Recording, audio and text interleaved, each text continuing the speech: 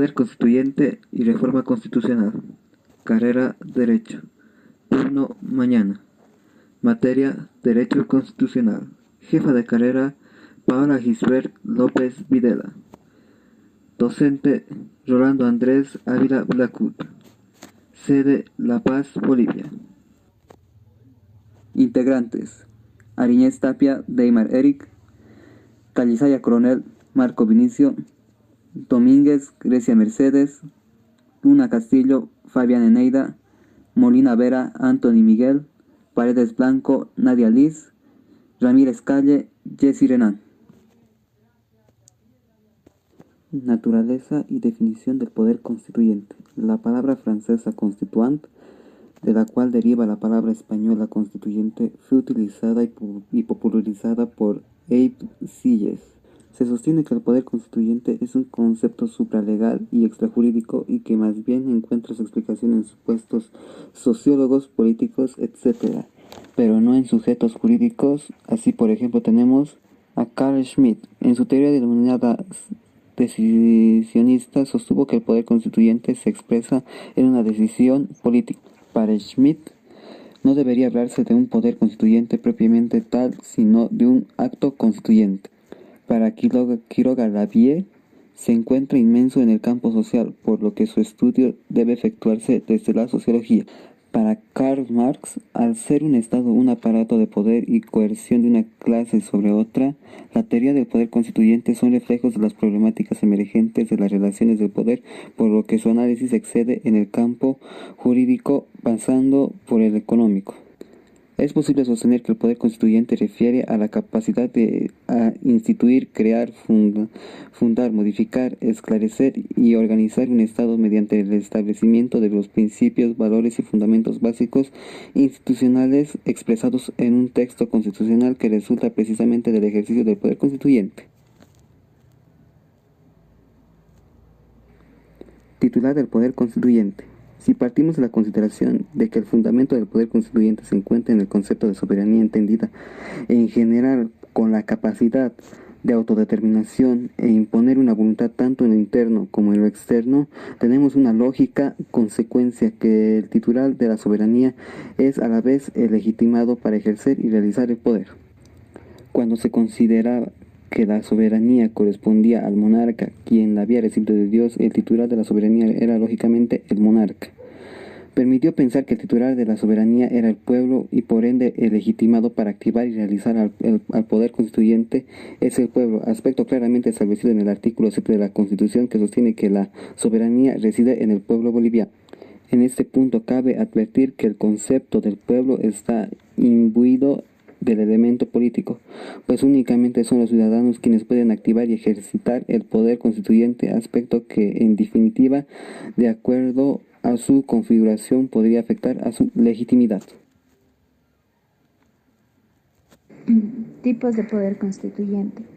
Al sostenerse que el poder constituyente tiene su fundamento en la voluntad soberana, necesariamente debe concluirse que solo la voluntad que crea y construye un Estado es la que también puede modificarlo.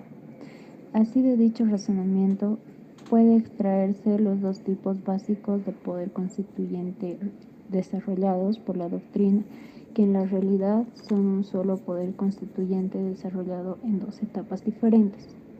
Es decir, que la crea y estructura un Estado denominado poder constituyente originario o genuino, y el que permite la reforma o eminentemente constitucional denominado poder constituyente derivado o reformado.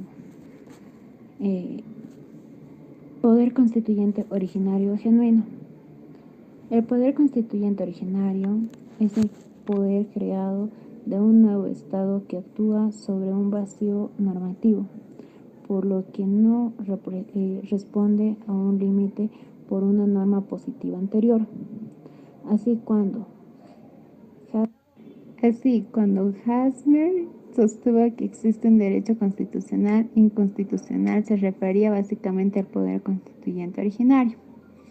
En este contexto resulta debatible la existencia de dos tipos de poderes constituyentes originarios, como ser el poder constituyente originario fundador, que en general es una instancia no organizada que no encuentra limitado o registrado a procedimientos preestablecidos y que da como resultado la creación, principio o nacimiento de un nuevo Estado. Por ejemplo, en nuestro país, dicho poder constituyente se tradujo en la decisión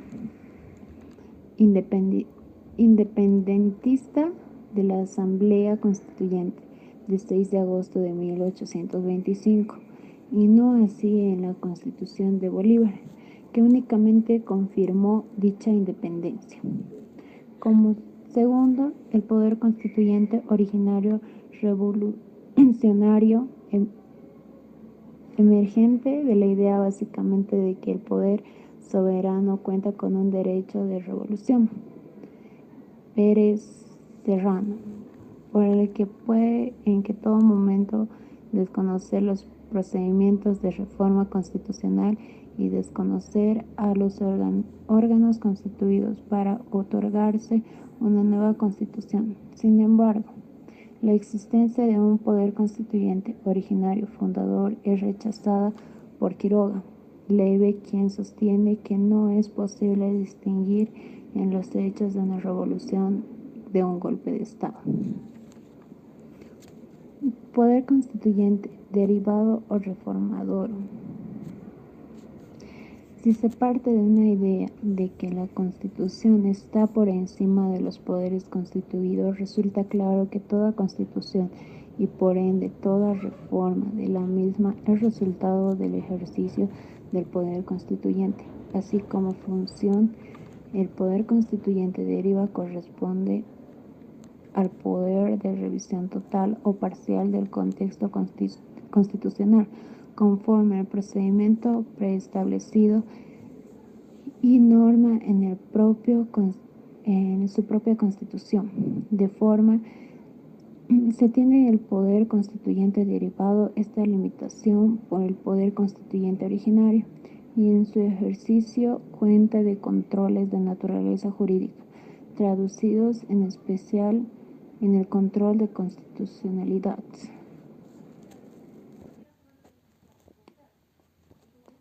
Reforma total de la Constitución. La diferencia entre reforma total y reforma parcial de la Constitución no es cuantitativo, es decir, no depende de la cantidad de artículos a reformar, sino que más bien es cualitativo, pues depende de la esencialidad del artículo en el diseño del Estado, así decir de Carl Schmitt. Cuando se refiere a artículos que expresan decisiones políticas fundamentales, como son por ejemplo el muro de separación iglesia, Estado, separación de poderes, etc., necesariamente se requiere la reforma total de la Constitución. La reforma total de la Constitución se la efectúa mediante una asamblea constituyente originaria, plenipotenciaria, que una vez constituida en su tarea de realizar un proyecto de constitución, no puede ser controlada por el Tribunal Constitucional Plurinacional, porque se entiende que sus decisiones en el ámbito de su único objetivo son políticas y no jurídicas. Dicha convocatoria se la convoca. Efectúa de la siguiente forma: artículo 411.1 de la Constitución Política del Estado. Se convoca un referéndum por iniciativa ciudadana, 20% del electorado, por mayoría absoluta de Asamblea Legislativa Plurinacional o por la o el presidente del Estado. La convocatoria se activa mediante referéndum. Asamblea Constituyente se autorregula y se desarrolla sus funciones en coherencia a su objetivo de redactar un proyecto de constitución. Las asambleas constituyentes aprueban el proyecto constitucional por 2/3 del total de sus miembros presentes. Se celebra un referéndum constitucional aprobatorio o denegatorio. Reforma parcial de la Constitución. La reforma parcial de la Constitución, referida a la modificación de artículos que no afectan a la esencialidad de diseño del Estado, sigue el siguiente procedimiento. Artículo 411-2 de la Constitución Política del Estado. Se inicia por iniciativa popular, 20% del electorado. Reforma constitucional de la Asamblea Legislativa Plurinacional aprobada por 2/3 de sus miembros presentes, entendiéndose que la naturaleza de dicha ley no es legislativa, sino preconstituyente. Se celebra un referéndum constitucional.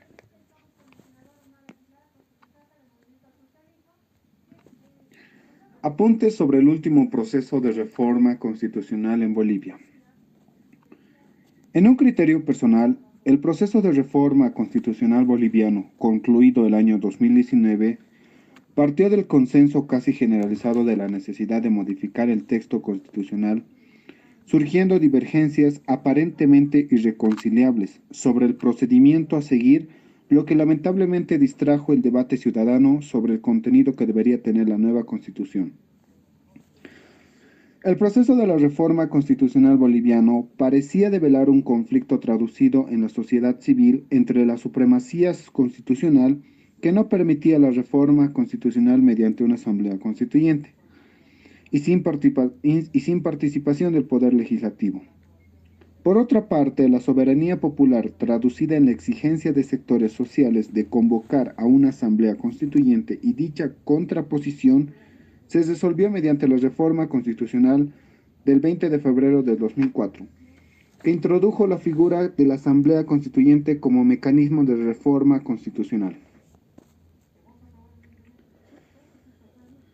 Los que sostenían que la Asamblea Constituyente era emanación del poder constituido, derivado básicamente, sostenían que la Asamblea Constituyente era en realidad una Asamblea Constitucional, que únicamente debía proponer un proyecto de constitución a ser sometido a un referéndum, que podía ser objeto de control de constitucionalidad por parte del Tribunal Constitucional y que en relación al resto de poderes constituidos debía respetar sus atribuciones bajo el principio de independencia y coordinación.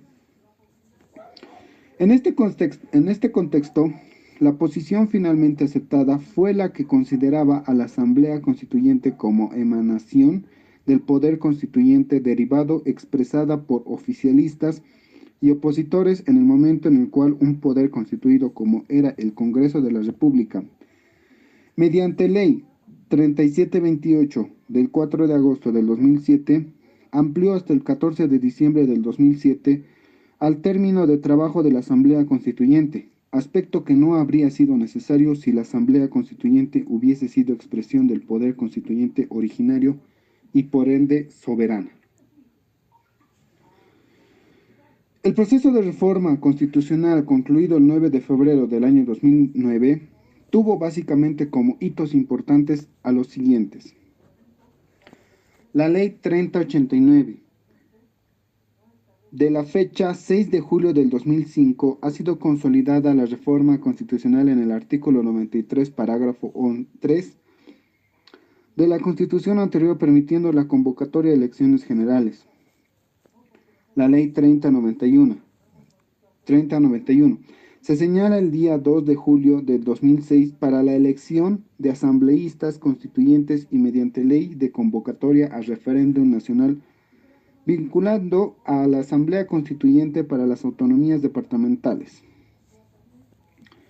La Ley Especial de Convocatoria a la Asamblea Constituyente, la Ley 3364 del 6 de marzo del 2006, había establecido que el cómputo de un año de trabajo de la Asamblea Constituyente se realizaría desde el 6 de agosto del 2006, pero como ya casi había transcurrido un año sin que se efectivice su labor mediante Ley 3728 del 4 de agosto del 2007, se amplió su labor hasta el 14 de diciembre del 2007. En la sesión del 27 de noviembre del 2007, el Liceo Militar Teniente Edmundo Andrade se aprobó en grande el proyecto de la Constitución con diferentes disturbios en los cuales murieron José Luis Cardoso, Gonzalo Durán y Juan Carlos Cerrudo, exigiendo capitalía plena para Sucre. El mes de septiembre del 2008 en el departamento de Cochabamba, y únicamente en lo referente al régimen autónomo, los prefectos de Tarija, Santa Cruz y Beni se reunieron con el presidente para la revisión del proyecto constitucional. En el referéndum constitucional, 2.064.397 de ciudadanos, que se constituían en el 61.43%, votaron a favor del nuevo texto constitucional, mientras que 1.296.175 de ciudadanos, que se constituían en el 38.57%, votaron en contra del nuevo texto constitucional. Finalmente, referir que resulta lógica la posición de aquellos que en su momento sostuvieron que al tener la Asamblea Constituyente un ámbito de competencias diferente al de los poderes constituidos, dichas atribuciones no podían cederse. El Tribunal Constitucional Plurinacional ahora no tiene competencia para declarar inconstitucional al texto constitucional por vicios de forma, cuando el mismo se encuentra plenamente vigente.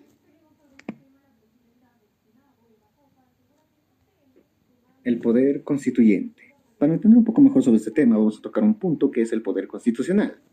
¿Qué es el poder constitucional? Es la denominación del poder que tiene la atribución de establecer la norma fundamental de un ordenamiento jurídico, definiendo la forma de gobierno o la forma de un Estado. Esta facultad es ejercida al constituir una nueva reorganización de un Estado y al reformar la Constitución vigente. Por lo anterior, habitualmente se distingue un poder constituyente primario u originario y un poder constituyente derivado. Ahora vamos a ir al siguiente punto, que es ahora el poder constituyente, que puede ser definido como la potestad o atribución que tiene el pueblo de crear una norma fundamental de su ordenamiento jurídico, creando a su vez al Estado. Se puede ver que está en una potestad creadora. Constituyente es el nombre que se le da porque es un poder que constituye, el poder de constituir algo. Este poder es el mecanismo fundamental para crear a la Constitución, que es la norma base de todo ordenamiento jurídico. Ahora bien, vamos a pasar a las normas jurídicas. ¿Qué son? Son normas de conducta que rigen la vida en sociedad, expresan un juicio de valor obligatorio y absoluto. Esta definición podemos decir que la norma jurídica que rige la conducta humana en la vida en sociedad, que expresa un juicio de valor porque se valora lo bueno y lo malo, y se establece el deber ser, y además que es absolutamente obligatorio, en el sentido de que todos estamos obligados a cumplirla de manera absoluta, no pudiendo ampararse ninguna persona en el cumplimiento parcial o incompleta de la norma jurídica. Ahora, para ver qué relación tenemos con el derecho en esto, vamos a hablar qué es el derecho. El derecho es un conjunto de principios y normas generalmente inspirados en ideas de justicia y orden, que regulan las relaciones humanas en toda sociedad y cuya observancia es impuesta de forma coactiva por parte de un poder público. En el conjunto de principios y normas jurídicas de un Estado determinado constituye su ordenamiento jurídico. El derecho también es la ciencia social que estudia, interpreta y sistematiza el ordenamiento para su correcta aplicación. El derecho guarda una íntima conexión con la política, la economía, la sociología y la historia, y es el centro de problemas humanos, complejos como la determinación de lo que es justo. Características del derecho. El derecho pertenece a la familia de las normas y está constituido por normas, más específicamente dentro de las reglas obligatorias de conducta. El derecho es bilateral, porque se requiere de la interacción de dos o más personas. La coercibilidad es la exigencia de amparar el derecho en la fuerza para obtener la ejecución de la conducta prescrita, constituyendo la característica propia del derecho. Se destaca así claramente la coercibilidad de las normas jurídicas frente a la incoercibilidad de las del trato social. Pretensión de la inviolabilidad. Ya que la norma es susceptible de ser violada constantemente, el derecho requiere indefectiblemente revertirse de inviolabilidad, incluso frente al Estado a través de una sanción. He ahí porque resiste con exigencia incondicionada la intromisión del mandato arbitrario en las relaciones sociales. Ahora vamos a hablar del punto de sistema. Sistema es el derecho un sistema de normas, ya que ellas no están inconexas, caprichosamente yuxtapuestas de manera arbitraria o caótica. Antes bien, las normas jurídicas vigentes de un Estado se hallan orgánicamente correlacionadas, guardando entre sí niveles de rango y prelación. Unas son superiores y otras inferiores, y todas conforman una estructura armónica, gradual y unitaria, que evoca la imagen de una obra arquitectónica, con atinada distribución de masas al conjunto de normas positivas de un país coordinadas y distribuidas jerárquicamente, se denomina ordenamiento jurídico. Como un último punto, vamos a hablar sobre la justicia, que es inherente a toda norma jurídica, una proyección hacia la efectividad de la justicia en las relaciones humanas, como algo esencial definitorio de ella. En conclusión, el poder constituyente es el que da la atribución o potestad a un pueblo o nación de crear una norma a su ordenamiento jurídico, que su base es la Constitución, y el derecho aplica estas normas que son obligatorias e inviolables.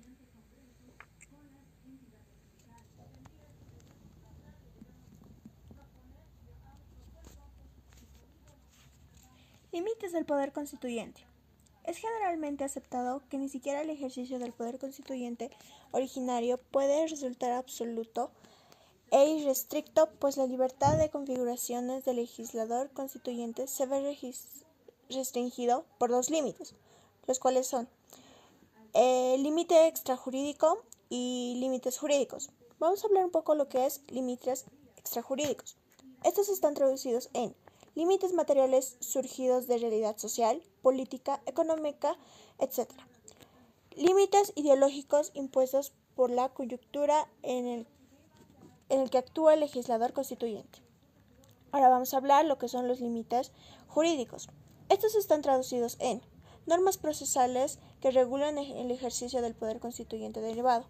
Por ejemplo, no es admisible iniciar un proceso de reforma constitucional durante un estado de excepción. Artículo 140, párrafo 3 de la Constitución Política del Estado. Normas sustantivas traducidas en cláusulas petreas que limitan el ejercicio del poder constituyente derivado. Sin embargo, Quiroga Laive sostuvo que incluso las cláusulas petreas son reformables y que en realidad son los contenidos petreos que reflejan el espíritu de todo Estado contemporáneo, los que son inmodificables. Un ejemplo, la estructura democrática de derecho, el respeto a los derechos y garantías. Para los naturalistas, el derecho natural constituye un límite de ejercicio del poder constituyente originario y el poder constituyente derivado. Respecto al poder constituyente originario, debe considerarse el denominado orden constituyente, diferente al orden constitucional, que emerge de pactos preconstituyentes o de normativa que regulan la formación de la voluntad constituyente y el nacimiento de un Estado. Así, por ejemplo, tenemos el decreto de 9 de febrero de 1825, por el cual el mariscal Antonio José de Sucre reguló la conformación de la Asamblea Constituyente. En el constitucionalismo contemporáneo, los derechos humanos aceptados por la comunidad internacional como jus cogens constituyen también un límite tanto al poder constituyente originario como al poder constituyente derivado, y es esta una de las razones por las que Carre de Malbert sostuvo que hay que dejar esa idea que constituyente no está regido por el derecho.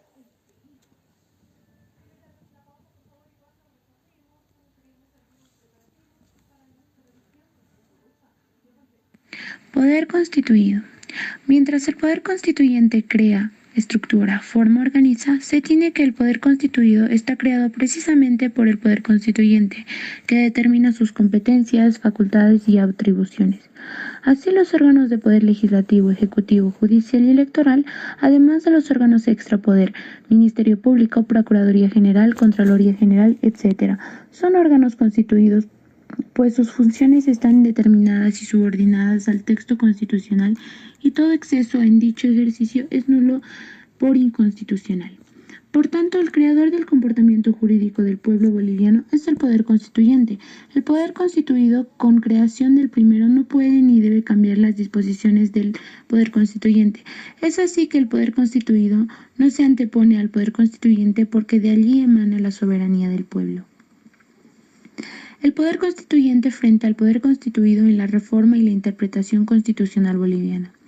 La relación entre el poder constituyente y el poder constituido es una relación que conlleva ciertos problemas en el marco de la interpretación constitucional, considerando que el poder constituyente emana de la voluntad del soberano y de los poderes constituidos son consecuencias de la voluntad del soberano emanado del documento generado de la Asamblea Constituyente, que es la Constitución Política del Estado. Por lo tanto, la interpretación constitucional es delegada a un poder independiente que se constituye en guardián de la Constitución, el cual en Bolivia se le denomina Tribunal Constitucional Plurinacional. Es por ello que se aborda esta relación entre el poder constituyente y poder constituido en el marco de la reforma constitucional y la interpretación constitucional. Poder judicial. El Poder Judicial es la facultad estatal que permite la administración de justicia a través de la aplicación de leyes. De este modo, el Estado resuelve litigios, protege los derechos de los ciudadanos y hace cumplir las obligaciones y responsabilidades inherentes a cada parte de la sociedad. Bajo un sistema democrático, el Poder Judicial funciona de manera autónoma respecto al Poder Ejecutivo y al Poder Legislativo, de forma tal que se garantice la imparcialidad en sus fallos. El Poder Judicial, de este modo, puede proteger al ciudadano de eventuales abusos cometidos por el Poder Ejecutivo o el Poder Legislativo. El funcionamiento del Poder Judicial, a su vez, al igual que el resto de los poderes, está regido por la Constitución, que reúne las normas fundamentales que regulan las actividades del Estado. El Poder Judicial de Bolivia está integrado por el Tribunal Supremo de Justicia, el Tribunal Agroambiental y Consejo de Magistratura. Poder Legislativo. El Poder Legislativo radica en la facultad de desarrollar y modificar las leyes. De este modo, una institución que un régimen democrático es el Parlamento o Congreso. Se encarga de la regulación de los derechos y de las responsabilidades de los ciudadanos de acuerdo a lo establecido por la Constitución. Los diputados y los senadores son los funcionarios que se encargan de proponer nuevas leyes y modificar las ya existentes. La Asamblea Legislativa de Bolivia está compuesta por dos cámaras, la Cámara de Diputados con 130 miembros y la Cámara de Senadores con 36 miembros. Duran 5 años en sus cargos y son elegidos conjuntamente con el presidente de la República. Poder Ejecutivo. Su función del Poder Ejecutivo es garantizar el cumplimiento de las leyes desarrolladas a través del Poder Legislativo y administradas de acuerdo al Poder Judicial. El Poder Ejecutivo, en otras palabras, está vinculado a la gestión del fundamento estatal en el día a día. El Poder Ejecutivo recae en funcionarios elegidos a través del voto popular. Las elecciones permiten que la población elija a las personas que actuarán como sus representantes en la toma de decisiones que conciernen a la sociedad en general. El Poder Ejecutivo es el encargado de la administración de los bienes y de proveer los servicios públicos, así como el ver que las leyes sean ejecutadas. Bolivia se compone principalmente del presidente del Estado, que actúa en coordinación con los ministerios de Estado. Poder electoral. El poder electoral es un derecho importante en la sociedad de cualquier país, ya que de él depende que la misma pueda haber libertad y otra serie importante de políticas en pro del bienestar general. En el poder electoral se encuentran la reglamentación de las leyes relacionadas con el sufragio, el establecimiento de las fechas y las que se desarrollan en elecciones y la regulación de publicidad realizadas por los candidatos. El poder electoral incluso puede anular el resultado de las elecciones si detecta irregularidades en el proceso correspondiente. El Poder Electoral del Estado Plurinacional de Bolivia está conformado por el Tribunal Supremo Electoral, los tribunales electorales departamentales, los juzgados electorales, los jurados electos y los notarios electorales. Gracias.